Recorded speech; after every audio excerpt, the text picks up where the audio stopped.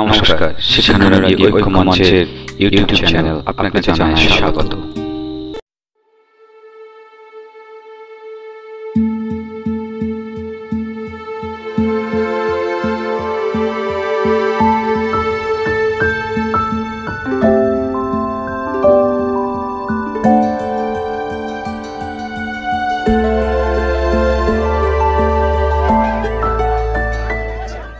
শিক্ষানুরাগী ঐক্য মঞ্চের পক্ষ থেকে এই ঘটনার তীব্র নিন্দা জানাচ্ছি। শুধু তীব্র নিন্দা নয়, আমরা দাবি করছি অবিলম্বে এই ঘটনার তদন্ত করে যারা দোষী তাদেরকে চিহ্নিত করে দৃষ্টান্তমূলক শাস্তি দিতে হবে।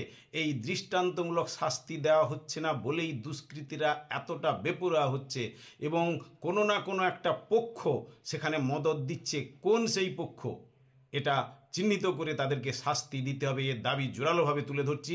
এর বিরুদ্ধে সামগ্রিকভাবে শিক্ষানুরাগী মানুষ, শিক্ষা জগতের মানুষ আপনারা সোচ্চার হন, প্রতিবাদ করুন। শিক্ষা জগৎ না হলে বাঁচবে না।